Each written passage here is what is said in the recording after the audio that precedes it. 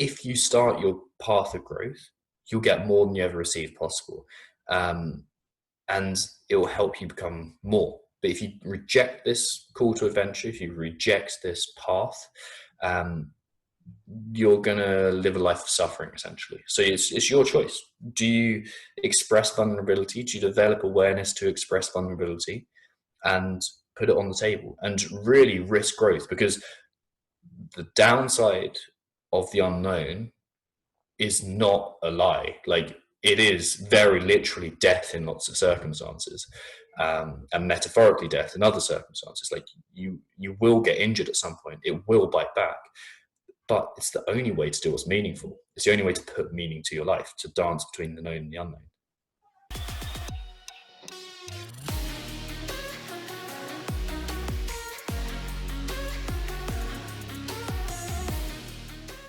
Today I'm joined by Coach Tom Foxley, the founder of Mindset RX, who helps athletes not only train their body, but also their minds. He's worked with athletes at the highest level of the CrossFit Games, Jiu Jitsu, boxing, and other sports. So I'm excited to take a deep dive today into building a powerful mindset, dealing with pain, and ending self-sabotage. So Coach Tom, welcome to the show. Thank you so much for having me on the show, Max. And I'm super excited to have you. And so I want to dive right in because, athletes who always understand that, training our physical body, our agility, our speed, our endurance is so key. But we often tend to forget the mental game when it comes to performing at our best. So why is that so important? Well, if you think about the ultimate purpose is to make your body do certain things and to make yourself do certain things and to not do other things. And you peel it back and it's like, what's the main driver behind those? And you realize that it's our emotions and our thoughts, our mental state, and then what creates those, our beliefs about the world, and then the interaction between ourselves and our beliefs and the outside world. It ultimately leads to the way we perform. So if we change the mindset behind things, often we change the behaviors, and we really don't change the behaviors unless we change the mindset. So it's like this keystone. If we can alter the mindset, we can alter the behaviors in the long run. Yeah, for sure. And there's really two sides I'm seeing to this. So one is like in those acute moments when it's like race time, right? When it's competition. Or maybe if you're out there that aren't, professional athletes or anything, but you're a salesperson or you want to give, a pitch at work, right? In front of the leadership team. It's those acute moments when you need to show up as your best and really perform well. And the second part I'm seeing is, the long-term game, right? Which is acting in alignment with our goals. So, doing the stretching, doing the right kind of eating, right? Doing all the workouts that we need to do. And so those are really the two aspects I want to look at today. So to really dive right in, maybe with the first one, help us understand why some people, when they go into this competition, they just always perform at their best, right? They're always like crushing it, giving it all. And there's other people that, have amazing workouts that are just heroes at, in training. But when it comes to game time, it just doesn't really come together. So it comes down to a story, and the story that you're telling yourself is essentially a collection of beliefs that you have around the world. And these beliefs could be a culmination of your past. So there's four kind of influences that create your beliefs: the environment that you grow up in, so what you kind of implicitly take from the world, your education, what you're explicitly told about the world, your experience, what you kind of pick up, and then anything that's kind of an evolutionary interest as well. So the four E's there. All these things, and the evolution is like, okay, what are you biologically made up to do? And these influences, they create a certain viewpoint of the world. And if that viewpoint is one where it's, I don't know, they're expressed as stories, they're expressed as almost like statements and beliefs. And if that belief, that viewpoint, that worldview is, I'm no good in competition, or nerves are a bad thing, or I never live up to my potential, those are going to massively self-sabotage your performance in the moment. And it could be that you, like you said, have great workouts the whole time. Or if you're, to use your example, you in the world of sales, and you do so well on the build up to it, and like you do so well in day to day, and then it comes to crunch time and you fluff it, then chances are there's a story that's limiting you. There's a belief that's limiting you. That's the kind of the world of limiting beliefs. And it's my personal belief, to use that word again, that too many people are focused on that crunch time. That crunch time is like the culmination, and really it's like the end process. It's the result. Like, there shouldn't be much doubt. So if you're feeling sick with nerves, if you're feeling like you are full of self-doubt and fear and you're just concerned, then I reckon there's something deeper that needs to be addressed, and that work should happen before you get to crunch time. There's very few people who can just switch it on, and if they can switch it on, it's probably the result of their past beliefs. So we've got to work on that foundational belief system first, and that in turn changes the crunch time results. This is such a fascinating insight, because when you look at these great athletes, right, Olympic champions and whatnot, like, beliefs is not something that like you think about like, oh, this person has like a stronger belief than everybody else, right? You think like, oh, they have better genetics, they train better. Like, those are the obvious things we see on the outside. But what you're saying here really is it's the belief they have created over decades of practice, right? That then allows them to actually show up and perform at their best in the moments that matter most. And I think this is such an important insight. That's exactly right. It's a lifetime of influence and of thinking and emotional states that create that performance. It's not something they switch on. Like, you've got to think that if you use an Olympian, it's a 4-year cycle, and if they're a sprinter, they're hopefully going for less than 10 seconds within that. So those 10 seconds are not really important. They should feel like you just turn up, switch on, and go. It should be like, okay, there's no doubt here. But the doubt really, I think if we're using doubt as an example, it comes up when you don't know whether you've put enough in, and you can recall all those times you've self-sabotage, and you have very little perspective of how you've done it, and like, or of how you've led up to that. And it's the lead up. And if you know you've done everything right, and if you've worked on your mindset for those like 3 years and 364 days since the last Olympics, then that's how you can know and just give yourself freedom to perform. Like, we talk about this state called free nature, and there's 2 states you can be in. There's free nature, where everything feels good. It's like you're walking that very narrow path of freedom, and everything feels open, and you feel kind of like generous and happy and at ease, and you feel light. If we can put you in free nature, you're going to perform your best. If we can put you in that state, good performance, like optimal performance, just happens. If you, however, are in bound nature, which is the opposite, where you feel heavy, lethargic, slow, where your body feels tight, where your energy feels very low, where your thoughts are things like, I can't do this, I don't deserve to be here, I'm not good enough, so-and-so is better than me, I lost to so-and-so. When your emotions are like sadness, or just like up and down, or over ecstatic, that's bound nature. Bound as in like wrapped up and tight and heavy.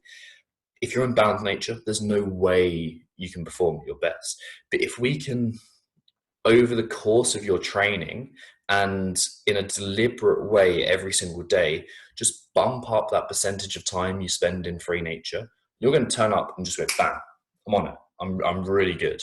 And it's that lack of pressure. It's that lack of force. And if we go for like we can talk about it from a psychological point of view of like where that chaos and order mix, and it's like that unity of like, I've got 1 foot in what I know and 1 foot if I don't know, and I find it very purposeful and meaningful. Or we can also look at it from like a Taoist point of view, or almost like between the yin and the yang, those 2 energies of like masculine and feminine. Like, if you find that central piece, and that is what we refer to as free nature in Mindset RX, then you find your optimal performance.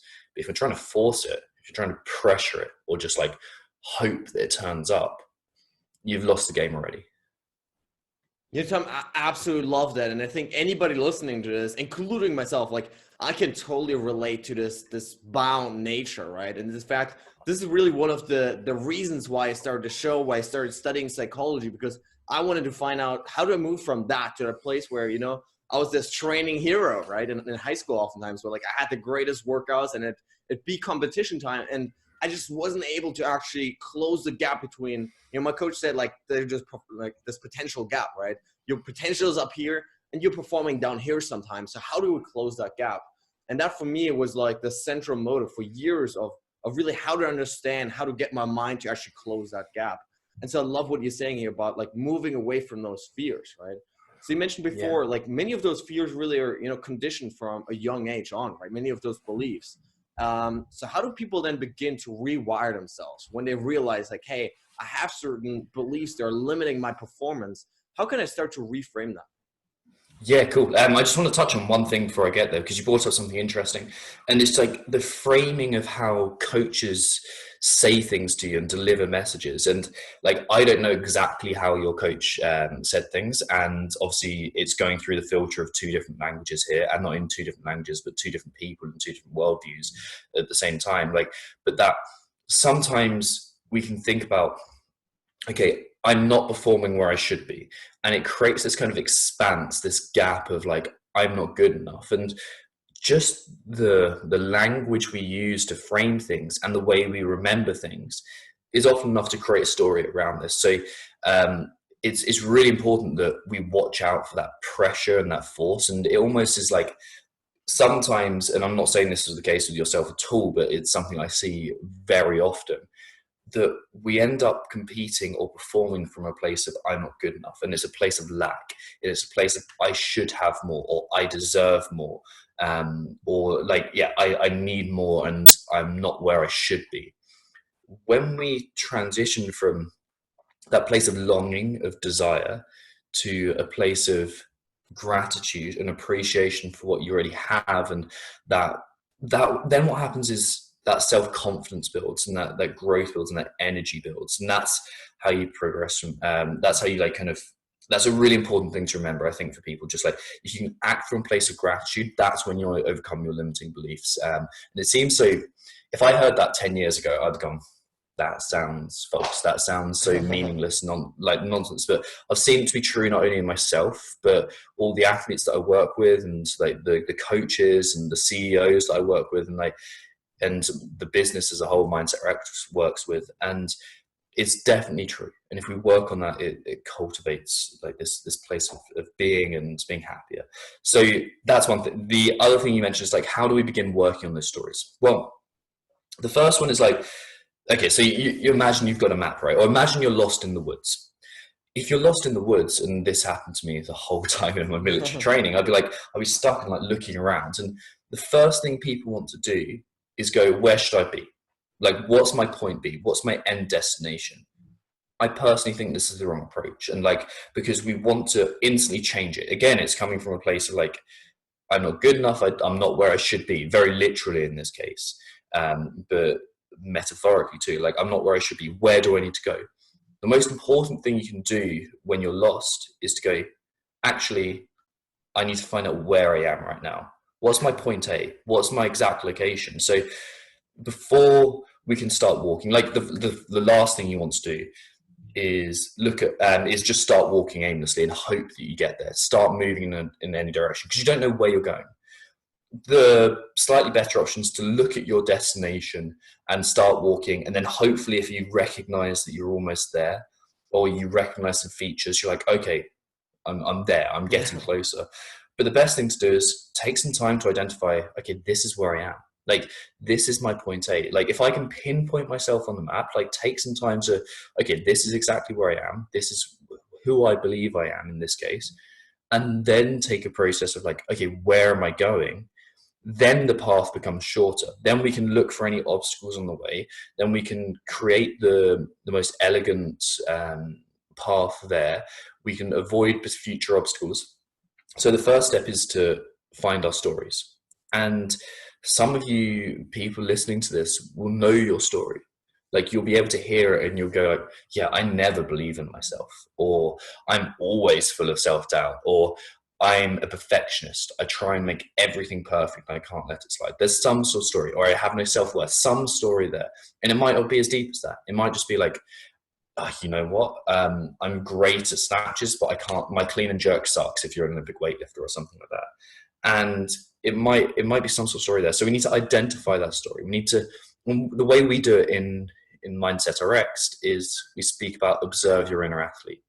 And observe your inner athlete is like your, basically, let me back up just a second. Your inner athlete is just another word for your subconscious beliefs. Okay, your subconscious mind. Your inner athlete is the person that dictates what you do. It's the way you think. It's the way you feel. So first off, you find that inner athlete. You observe your inner athlete by just writing. Like journaling is such an important skill, and Yes. it's such an easy way to identify what's really on your mind. And I'm taking a bunch of coaches through our coaching certification at the moment, and they all start off doing this exact process, and they start writing, and they don't realize how much they've got going on up there. They don't realize what concerns they have. They don't realize just how much energy they're feeling about something. They don't realize what they actually think about something and how much it's sapping. So we start with observe your inner athlete, and this is a really simple tool where you sit down. I've got my journal just there because I was doing it about an hour and a bit ago. So like the idea is that we just sit down with a pen and we write whatever comes up to mind. We stream our consciousness down onto paper, whatever we feel, whatever we think, whatever we're concerned about. And if there's something we don't want to write, we write it down straight away, because when we do that, it shines light on the shadow. Essentially, it illuminates the path. And we've got to really dig into as much depth as you can, see what's happening, see what comes down to paper. And that's the first tool. So the first thing to do is observe your inner athlete, see what's down there. It's easier with guidance of a coach, but you can start this yourself, definitely. And I started by myself, just write out, no censoring, no redacting.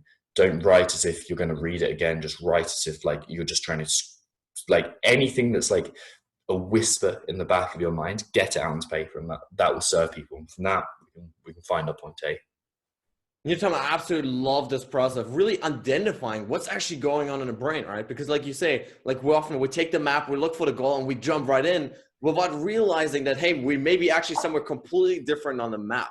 And so it's so important, like you say, to really first get clear on like, where am I, right? And what's holding me back? So what are the stories? What are the beliefs that I have right now that may not be serving me? And if we don't do this process, this analysis really of what's going on right now, then we may jump oftentimes into, you know, techniques and tools that aren't actually, you know, worthy, or aren't actually effective in that moment for that person, because it's just a wrong tool at the wrong time.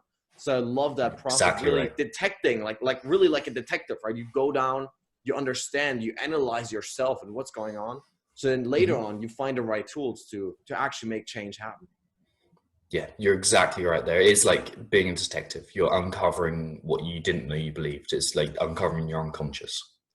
You know, it's so interesting because what it sounds like is there's oftentimes, you know, beliefs that don't even really have anything to, or in fact, most of the time, probably it's beliefs that don't actually have anything to do with the sport. Like it's a belief that you have around life, right? Of I'm not good enough. People don't like me. I'm not worthy if I don't succeed, right? It's all these beliefs that we have that translate to every other area of our lives. And then just like, you know, every other area, they also affect our running, or they also affect our ability to lift weights or do whatever sport we do. Yeah, you're so right. And like I'll reference this coaching, this group of coaches that I've got again, and they come into this coaching course and with a kind of the outward desire of usually getting more balance in their life, spending, like, coming back to training a bit more themselves, being a bit less stressed, but also I think the main one they want is they want to be more successful in their coaching service. And most of these people are CrossFit coaches. A few other people come in as well, just kind of moving on the side. What we find is that when we start doing observe your own athlete, the thing that's they're focusing on changing is their business. They're looking for new strategies. They're looking for a new marketing strategy. They're looking for someone to do their admin. They're looking for like all these kind of like hacks. Like how can I essentially earn more money or develop a better coaching service or business from this and do so explicitly. When we start doing the observe your inner athlete, what I found with everyone so far on this course is that there's Concerns about home life. Partners are a big one. Are they giving their partners enough energy? Are they giving them enough love? Are they showing their kids enough love? Are they spending the time with their kids? All these kind of things. Like, and what it really comes down to for most of them is like, do I believe in myself? Do I actually love myself? And what I'm going to find with these coaches, just like I have in coaches gone past, is like when we identify that story, learn to drop it, because we don't need the story. It's not so much like a case of like reinforcing a new story, although that can be helpful, but learning to act without the story. Like, how would I act if I didn't have that story? Once they've learned to do that, their business just grows, because there's not this constant churning of energy. They stop forcing energy into one area and neglecting another area. Like, again, to reference that Taoism point, it's all about balance and unity. If it's all about harmony. If we can create harmony amongst different areas of our life, our performance just steps up in the areas that we want it to. If we overly focus on this one aspect of our life, whatever it is, it's usually the one that causes us the most pain. If we overly focus on it, the problem gets bigger and bigger and bigger, and it becomes more serious. Whereas I think that if we just took a step back more often, if we focus on the things that give us love and joy and energy, the performance just takes care of itself. You know, I absolutely love that. And this quote comes to mind by Derek Sivers, one of my favorite quotes. He said, if more knowledge was the answer, we'd all be billionaires with perfect abs. Mm-hmm. Right? And it's like, yeah, exactly. I love that, because like we always think it's those outside things, right? If we got the right strategy, if we got the perfect tactic, right? If we just get all the outside stuff right, then everything's going to be perfect. But what you're saying here, really, it's the internal monologue that people have. It's those limiting beliefs. It's the feeling that I'm not good enough, right? Or maybe I don't show enough love to my family. And it's those things that hold people back. So what do you think that is? Is it just because it's like these other things are tangible, because all the outside stuff is something you can sort of grab with your hands and take on? Or what do you think that is? I think it's like I think the purpose of consciousness, and this is like we go super deep with this. So like if you're listening to this and you go, like where is this going? Just bear with me. I think the purpose of consciousness is to eliminate complexity. And what we tend to do is, like, a way a human progresses in life is they move from the known to the unknown and make that known, make it structured. We move from order to chaos, and in doing so, expand our areas of competence, what we're good at. What often happens is that the known becomes safe and the unknown becomes threatening, and that's what we believe about it. But both the known and the unknown have a beneficial and a negative side to them. The beneficial side of the known is it's safe, it's secure. Like, we can, if we are not growing, we are completely safe. There's nothing threatening us. We know how to act. We know how to interact not only with other humans but with ourselves. We're safe. Like, there's nothing coming to hurt us. The negative side of the known is it's tyrannical. It's oppressive. We don't grow. We become stagnant. We're stuck in our limits, okay, and we don't move beyond that. So if we exist purely in the known, we don't grow. We become negative. That's what I found. People are very negative who exist solely in the known. What happens here is the people in that side of overrepresented the threatening nature of the unknown. When some of us look at the unknown, the complexity of things, we see threat, we see a chance for injury, we see an opportunity to uncover this complexity of our mindset, of our limiting beliefs, and unpack it. And we see this world of like unraveling, like, complexity here, and it's like, what are we going to do with it? And to come back to your question, it seems so threatening, it seems so complex, that our minds would much rather stay in order and stay non-threatening. So we reject it and we don't look at it. The other side of the unknown, though, the other side of chaos, is the opportunity it grants you. So it gives you the opportunity for growth. It's going to teach you. It's what success looks like. It's what a meaningful life looks like. And it's what growth, what expansion looks like. It's purpose. So if we reject that side of the unknown and we stay in our little bubble of the known, and like I did this for years because I was frankly just terrified of stepping outside of it, then we'll never move forward. So the reason that we don't go forwards with this is because there's too much complexity. I think that when we start unpacking this story, we're scared about what's going to come out, and we're scared that, oh, you know what, like when we run this other course that's like, it's an introduction to nutrition and the mindset behind nutrition. And for CrossFitters, this is huge, and for so many of us it's huge because the stories are so deep and emotional. I started this course on a whim. Like I decided to go, okay, you know what, I'm going to take, I think it was 20 athletes on board. We had like 18 or something, and like 18 people said, like, I want to be involved. I don't care. I'm going to go forwards with it.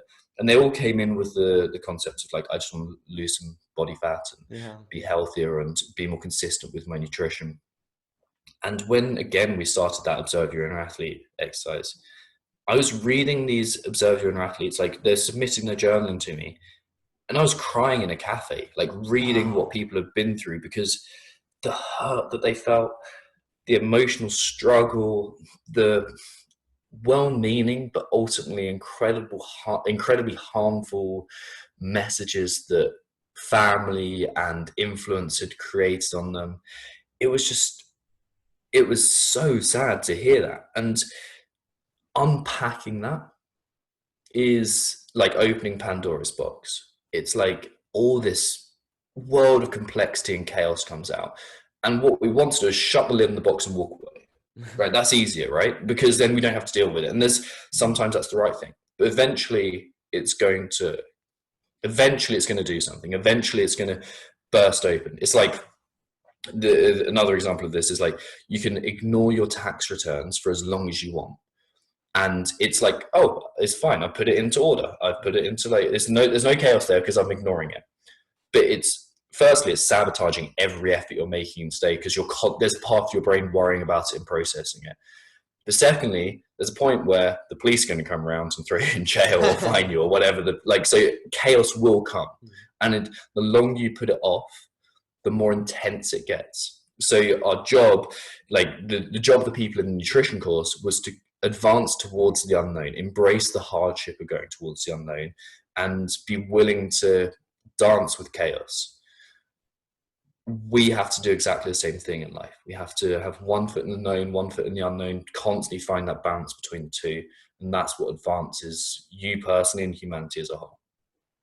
Wow, I absolutely love that. I think it's like you say, it's so hard for people to step into the unknown, to start opening the Pandora box, right? Because what is going to come out of it, right? What if I have to face my fears? What if I have to face my insecurities and my inadequacies and all the limiting stories I've been telling myself for years that I'm trying to shove inside, right? And not share with anyone, not show the world, right? And like, we always try to pretend like we're so strong, like there's everything perfect, right? But if you look a little bit beneath the surface, usually what we'll find is, if we haven't done the deep work of actually, taking even those, childhood stories and taking all the pains and all the traumas that have happened to us and beginning to integrate them into our personality rather than, try to shove it in this little box and hide us away as big as far as possible, right? If we don't do that work, like you say, it's going to catch up to us at some point or another, because deep down inside of our minds, the story is still going to run of, I'm not good enough. People don't like me. I'm not worthy. I can't succeed. And there's all of this stuff, right, that affects every single area of our lives, not just athletics, but the way you treat other people, the way you show up, the way you think about yourself. And so I love what you're saying here about really going deep and actually embracing this opening of the Pandora's box, embracing really those vulnerabilities and those, fears and insecurities that we have as a way to step forward. Yeah, I read this line the other day. I was looking for I think it was a Lao Tzu quote. He wrote the Tao Te Ching. But I came across this, I think it was Jose Saramago, and he said, chaos is just order waiting to be deciphered. And I was like, that's exactly it. Like we look at it and it seems so complex. It seems so overwhelming. But really we just need to take a considered, calm approach to it, it usually helps to have some sort of support, but you can do it yourself. Like, it is possible. I think you advance so much quicker with someone else supporting you though, and someone like walking you through it, especially if they've done the work themselves. And like, you just have to slowly advance and voluntarily advance towards the unknown to kind of expose yourself. It's just like exposure therapy. Like, we just go a bit more and a bit more and a bit more into the unknown, and we learn that not that the world isn't scary, and not that our stories aren't harmful, but that we're braver and stronger than we ever realized before. Yeah, absolutely love it. I think that's such an important point, right? Like, and I truly wish, like, the one thing I think that would make humanity great is if we, we're born and we had this user's manual for like, this is how you think, right? This is how you, you literally use this amazing tool up here. And yet we don't have that, right? And so that's a struggle because people don't know how to deal with this kind of stuff. And because it's painful, because it's unknown, because it's uncomfortable, we try to shove it away. But like you say, if we approach it like exposure therapy, like literally one tiny step after another, whether it's your journaling, whether it's talking to someone, this is really powerful. And what I've also found is that the ability to become vulnerable, not just with ourselves, right? So to accept our stuff, but also to share it with other people is so powerful, because I realized the moment that you're able to talk about your inadequacies without, breaking down, the moment you're able to share the traumas and the pains and the hurts that have limited you in the past, it's almost like they lose their power over you, right? Yeah. So let's discuss vulnerability for just a moment. My background, my story for ages is like, it's funny, you've mentioned it a few times, which is people don't like me. I'm like a not likable person. And the reason why was because at school, when I was like from 12 through to 16, I was bullied to shit. I had an awful time at school. I'd turn up on the bus, be beaten up every day. Holy cow. Get to lunchtime, the same thing would happen, and then go home, and the similar thing would happen on the bus back home. So it was a pretty horrible and rough time for me. For sure. I developed the story then of no one likes me. Like, there's something wrong with me. There's a fault with me personally. And I carried this into when I started personal training. I carried it into the military when I joined the military. I carried it into my relationship, which like, I'm so grateful was carried on with my girlfriend, but I still had this nagging feeling that really she didn't like me, and really that she was just with me because she felt sorry for me. And I had this victim's mindset, this victim story for so long. And what I did was decided to create this suit of armor. And this armor was this false macho tough guy kind of feel. Like, I'm going to join not just the military, but the most elite part of the military, the Royal Marines. I'm going to not just enjoy skiing, but I'm going to go out to the mountains and do something that terrifies me every day. I'm not just going to go training. I'm going to do the hardest sport that I can find, which is CrossFit, and combine that with Brazilian Jiu Jitsu, because I need to be the tough guy. I can't let anyone in, because like this inside part of me was so fucking terrified of life, like was so terrified of being hurt and being exposed. And what happened was this part of me, this armor that I put up, it stopped everything coming in. It stopped everything hurting me. But really what happened is it stopped the best part of me showing forwards. It stopped my vulnerability, my openness, any warmth, any individuality. I turned off my individual personality and adapted it to mold everyone else, because of this veneer of like, I can't let anyone see who I am, because if they see who I really am, they won't like me. And what happened? No one liked me because I stopped being vulnerable. I stopped showing who I really was. No one could put like a finger on me of like going, okay, like I understand who this person is. I can interact with them. So this is the way our stories work so often. We develop this armor of a story, and it does the exact thing that we don't want it to do. It forced people away from me when all I really wanted was to be loved. For athletes, it forces away success when all they really want is to feel successful. and loved again. So this vulnerability piece, as soon as I started it personally, I think my relationship improved, my self-worth improved, if that's well, not even self-worth, my belief in my own potential improved, and people began liking me, and I was like, oh, this is weird. Like I've taken the pressure off myself.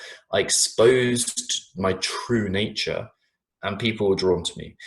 And my business, which was my biggest thing, I just wanted to prove that I was successful. My business started taking off, and I was like, that's really weird. And it came as a result of unpacking the story, of taking the armor off.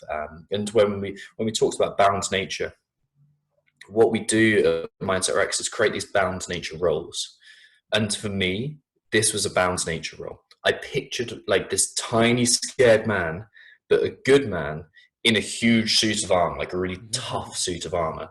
And whenever I could see myself not being vulnerable or shying away from what I really thought or who I really believed I was, I imagined this. I think I called him like Timid Tony or something like that. Tony, like, love that. Timid Tony's back. Like Timid Tony's like, he says these things. He says, oh, I don't really know. Or he pushes people away. He performs these behaviors. He has the emotional state of like, I'm really tough and nothing can hurt me. He tries to prove himself the whole time. When I see that timid Tony pushing himself forward and saying, hi, I'm here, I know that's my cue to step back. So vulnerability, I think, is reached through awareness. And if we can cultivate that awareness, again, unpacking the story so we can see it, how it involves and how it deploys in the world, that's how we create our growth. And just like that awareness leads to vulnerability. The vulnerability leads to an advance into the unknown, and then the unknown leads to making it known, and it leads to growth. Like that's the exact trajectory there. Wow, thanks so much for sharing that story, Tom. I think this is such an important thing. And actually, part of the reason I started this podcast really was for this process of personal development, right? To talk to people like you, to understand myself even more deeply, and to go even deeper into my own mind, to really take all these inadequacies, bring them out in front of really the whole world right here, and then discuss how I can move through that, right? And so that's so powerful. And what I've realized is very much what you're saying is that, like, when we have these feelings of we're not good enough, right? And all of this stuff, oftentimes we chase outside success as a way to make ourselves feel good, right? That was really, for me, the reason I started running like professionally in the past was, like, in the beginning, I was very much the same as you, bullied in middle school, high school and all that. People made fun of me because I couldn't speak well. And so I chose the thing. I was like, running, right? It was like the first thing that gave me confidence, right? I'd like won a couple of races. I'd be in the newspapers, right? Teachers would walk up to me. Other kids would walk up to me and like, Max, you're the greatest, right? And I was like, whoa, like you even know my name kind of thing, right? And so it was that process that like then forced me to kind of pursue running in this obsessive way actually for years of my life, because I thought that the only way I could be worthy in my life was if I became a professional runner, if I went to the Olympics, all that stuff. But what I realized is like it's never enough, right? So you join a national team, it's like the next thing and the next thing and the next thing, and like it never enough, because when you're chasing success on the outside, it's not the same as actually feeling successful on the inside. Yes, exactly. And it's like, I love that you can draw the link between that. It's so good, and more people need to hear that. I think what you summed up with there is, when your gratitude for what you have outweighs the yearning for what you don't have, that's when things feel good, and that's when your mindset changes. Yes. And like you've expressed that perfectly. One thing you mentioned, and I'll just quickly touch on this because I have like the tendency to rant. One thing you mentioned is like, if only there's a user manual. If only there was like, this is how you live. And honestly, I think what's happened is that we've pushed away the user manual. Like, because in some ways it hasn't evolved the way that humanity has evolved. Like there's the religion aspect, which is just like, it's become outdated as we've moved, and there's things that are great in it and there's things that are not so great in it. But there's two things that I look to. Actually, three things. There's other people who I feel are successful, and it's part of human nature to emulate what they see as desirable in others. So if you can find someone and go, what is it about them? Like, that's built into you. You naturally, you see someone that's successful or whatever that means to you, and you look at them, and part of you wants to carry it out. It's the same. It's the exact way that like Piaget described like child's evolution or child's growth. They see the way their mother acts and they start playing, and they see the way their father acts and they start playing, and they play like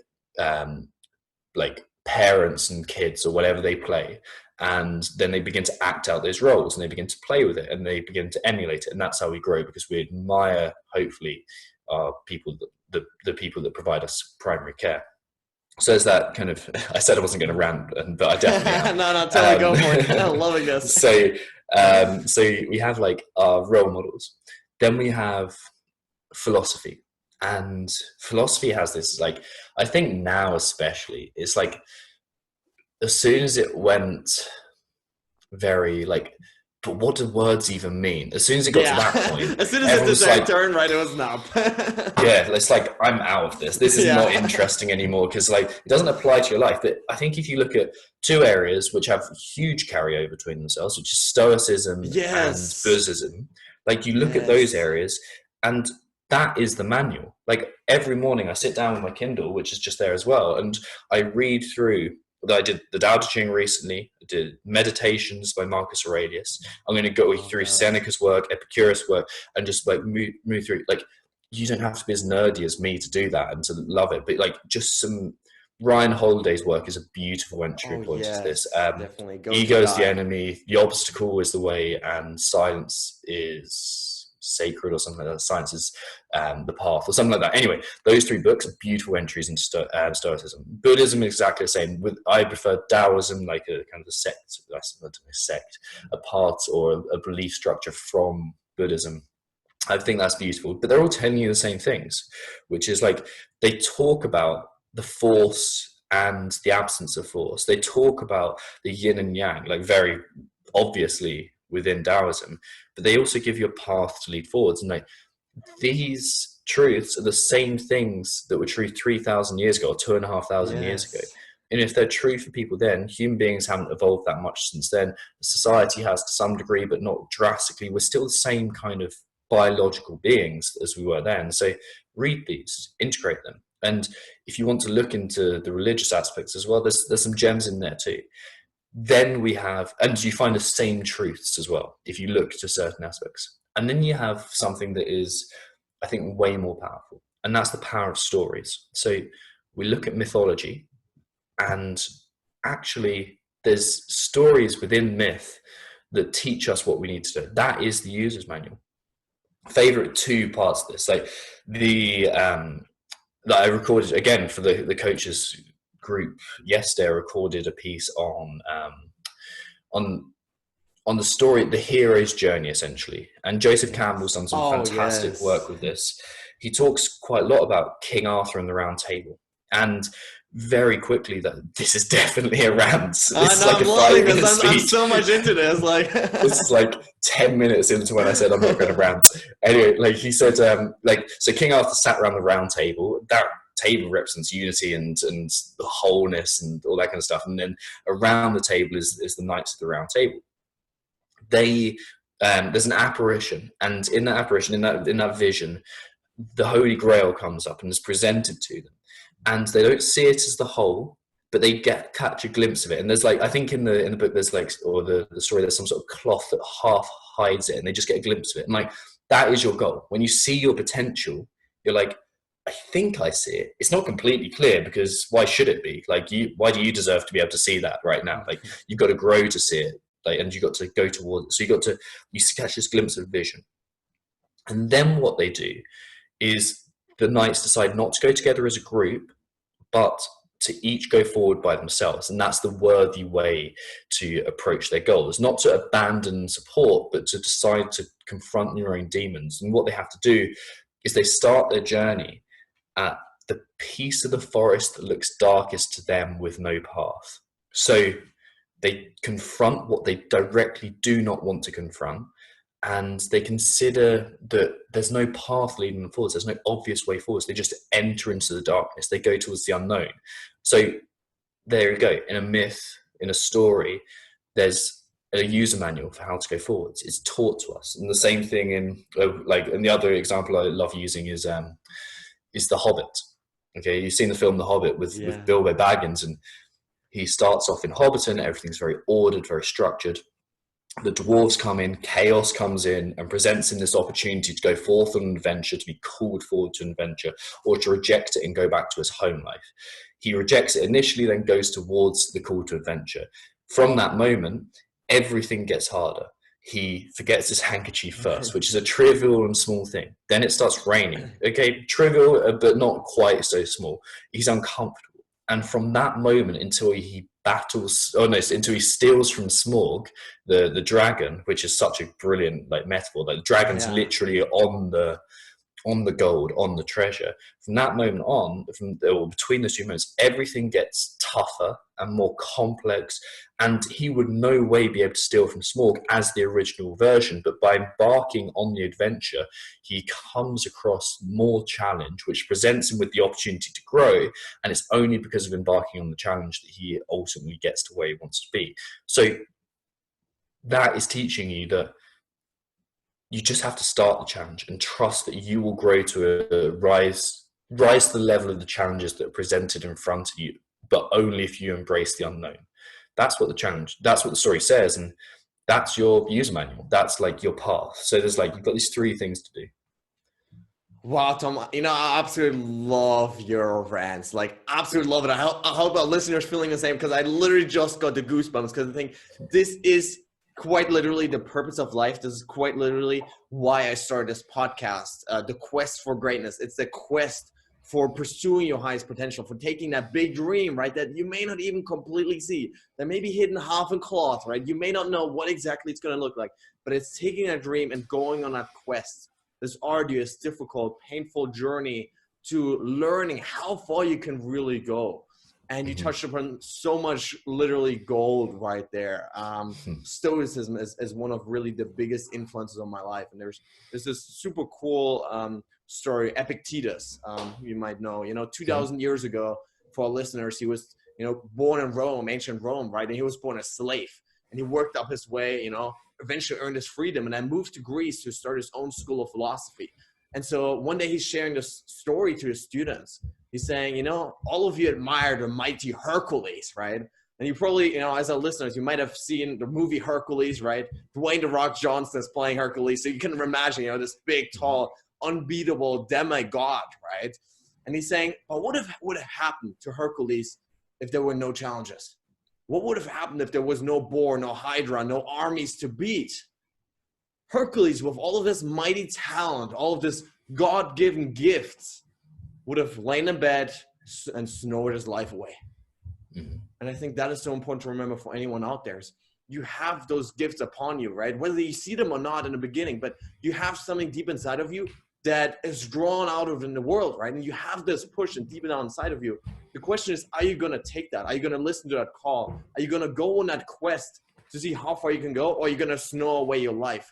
Are you going to waste your talents always thinking, what if, right? What if I'd gone out there? What if I had taken on that challenge? What if I, started searching for that holy grail? And so I love what you're saying here, Tom, about that pursuit is quite literally, I believe, the purpose of life. It's what gives us meaning. It's what gives us fulfillment. And it's what grows us the most, even though it is damn uncomfortable. Yeah, exactly. You hit on so many good points there. I have nothing to add to that because you nailed it. I love that. No, it's such an important topic, I think, for people to realize. And that's this fear that people have. And I've had it for a long time, this fear, right, of really, truly saying that this is the path, right, of committing to something. So for a long time in my own life, right, I was scared, quite frankly, of starting this podcast. I was scared of starting a daily show because I was like, this is impossible, right? Who am I to do this? All of this negative stuff, right? And I was trying to spread myself so thin. I was, blogging, I was shooting videos, I was trying all this different stuff. And the moment I started deciding hey, this is quite literally it.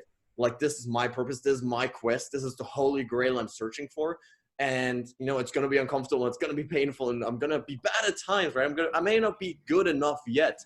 But it's only through developing ourselves, through going in a process that we actually learn to grow and develop us in that way. Exactly. Once you expose yourself to that path, like you realize that you're more capable than you ever realized, and Yes. that you learn that who you are is not fixed, is not who you will be forever. And you see that you grow, like you expose yourself to the things that you want to be able to overcome gradually, voluntarily, and you become able to achieve them. And then once you do that, that doesn't just help you perform that task and get good at that task. It helps you perform every other task because you start to feel the principles, and you get good at one thing, and then suddenly it becomes slightly easier to be good at something else. And like that's why there's this idea that, like, I think it's like something like this from the Bible that's like, for he who has a lot, more will be given, and for he who doesn't have, it will all be taken away. And this sounds incredibly harsh, and Jordan Peterson has riffed on this for a Oh, I long love time. him. Yeah. But what he finds is that, like, or what it's saying is like, if you start your path of growth, you'll get more than you ever received possible, um, and it will help you become more. But if you reject this call to adventure, if you reject this path, um, you're gonna live a life of suffering essentially. So it's your choice. Do you express vulnerability? Do you develop awareness to express vulnerability and put it on the table and really risk growth? Because the downside of the unknown is not a lie. Like, it is very literally death in lots of circumstances, and metaphorically death in other circumstances. Like, you will get injured at some point. It will bite back. But it's the only way to do what's meaningful. It's the only way to put meaning to your life, to dance between the known and the unknown. I love that. The way I define like success in my life is when I'm lying in bed at night all by myself. There's no distractions, right? No music, no people, no anything. How I feel about myself when I'm by myself in that moment is how I define success for myself. And I think this is so important for people to realize is like all like the stuff that we're talking about right now, like chasing that holy grail, taking on these big challenges in your life. The purpose of that is not to actually achieve the goal. Like I truly believe that whether or not you actually achieve that goal in the end almost doesn't matter, because the purpose of that is to fall more deeply in love with life. Because the process of going after it actually fulfills you and actually gives you that meaning, that sense of purpose, that sense that my life actually matters because I went for that thing that I've always dreamed about. And that's what I want people to realize. Like, it almost doesn't matter if you're going to succeed or fail. Like that stuff, yes, it is important, right? And in our minds, in our society, we reward the winners, right? And we look at the failures. But the reality is that if you want to be happy in life, you've got to chase those dreams, even if it's uncomfortable, even if it's scary, and even if the chances of success are so small, because it's going to make you feel alive.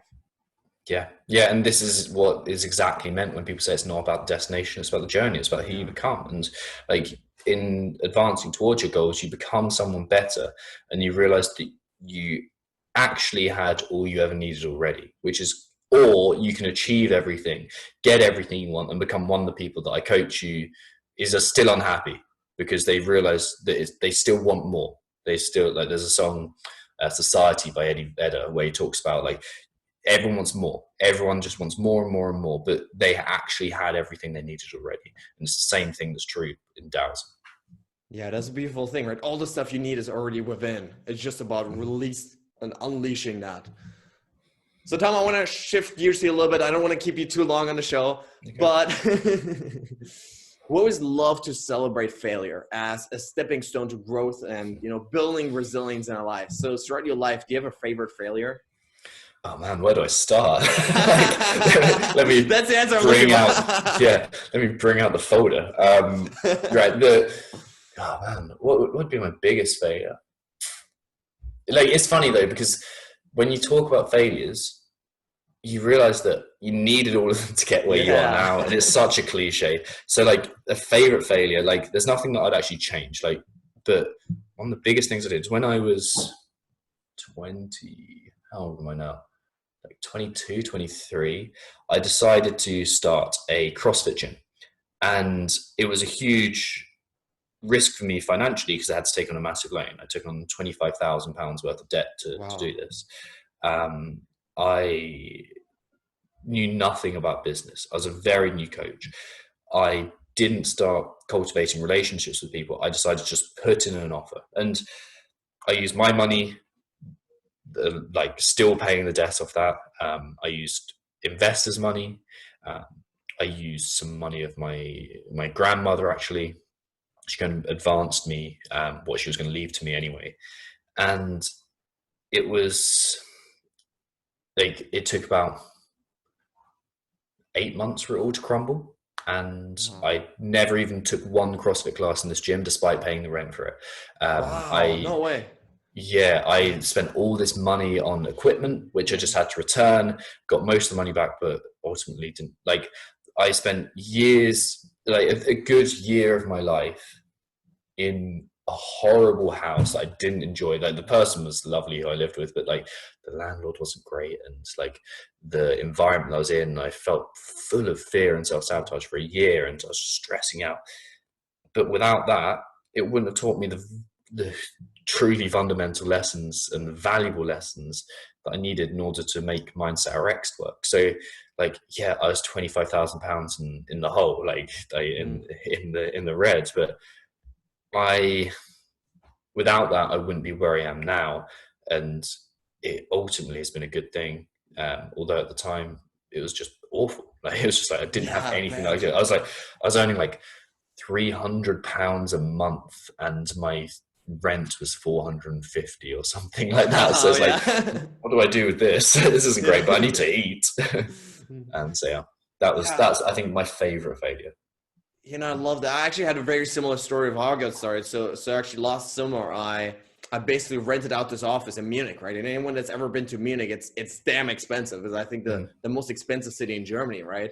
And I rented out an office to basically run daily psychology workshops on happiness and motivation, all that kind of stuff, right? And I'd run around the city all day long trying to approach random strangers and invite them to my workshops, right? mhm, And so because I was spending all of my money on the office, I couldn't afford a place to sleep. So basically, I took my yoga mat, right? And just, I'd roll up throughout the day, run the workshop, and then at mhm, night, I'd roll up that yoga mat, right? And I'd just sleep on that. It was horrible, right? I had like the mhm, worst back pain of my life, right? And it was a huge fail in the end. Like, I was miserable. I couldn't get enough sleep because it was an open office. So people couldn't see me sleeping. So I mhm, literally had between midnight and 6 a.m. or 5 a.m. sometimes to get up again. And it was miserable mhm. time, but I learned so much about myself and about, what I'm really pursuing. And so I think this goes back to what you were saying before, right? People learn through stories. And this is one of the most common threads that I'm trying to run through this show here, really, is that every single one of my guests, because this is a question I ask every single person, and every single person gives me a similar answer, which is they've had these big failures, right? Sometimes in terms of money, sometimes it's business, sometimes it's relationships, sometimes it's personal failures. But in a way, it was always good in the end. Looking backwards, it was always this positive thing because it allowed them to really dig deeper, understand themselves more deeply, and come back even stronger. And so that's the Mm. storyline I'm really trying to create here. And I think it's so beautiful. Then that what are you saying here? Cool. Yeah, I think you're exactly right there. Like, the failure has an opportunity to teach us, and if we reject that truth, then we reject our potential. So it's about, like, this, I think, where journaling comes in again. Can you write down the truth? Can you truly observe what you're feeling and thinking in order to get a more truthful outcome, and therefore a better outcome? Yeah, for sure. Now we talked about philosophy a lot before, and I'm a huge fan of this phrase "memento mori," remember your Mhm. own death. So, Tom, on the day that you're going to die, what do you want written on your tombstone? Hmm.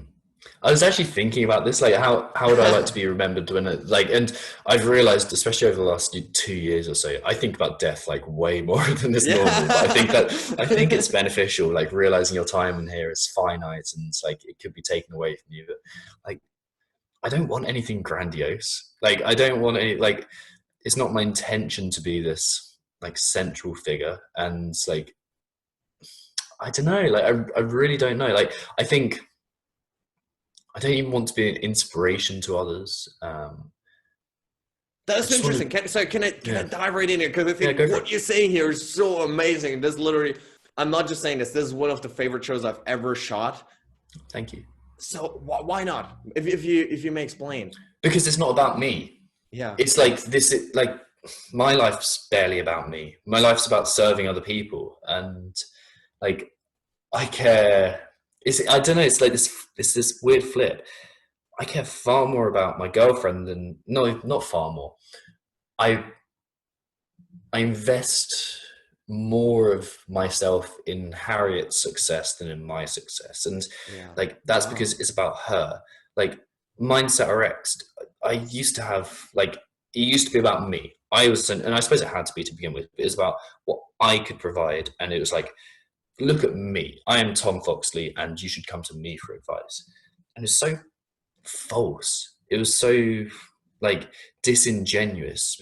Like Mindset RX is not about me. It's about serving athletes and helping them live a deeper, more meaningful, and more prosperous or richer life. Like that's what it's about. It's like ultimately like I'm going to be gone. Like memento mori, right? I'm going to be gone at some point. Like, and even if I am the most respected person ever to have lived, like at some point that's going to go and it's all meaningless and life is ultimately it's like no, I'm going to turn into Zizek and say like life is ultimately Going meaningless down the and rabbit hole, nihilist. yeah. Yeah, but it's just like at some point I'm going to pass. It isn't about me, it's about other people, it's about like the collective humanity, it's about the world as a whole. And like why should it be about me? Like how arrogant would I have to be to say like I want a tombstone that proclaims this, Yeah. which and all of that is a long thing to put on a tombstone. Like that's a lot of chiseling.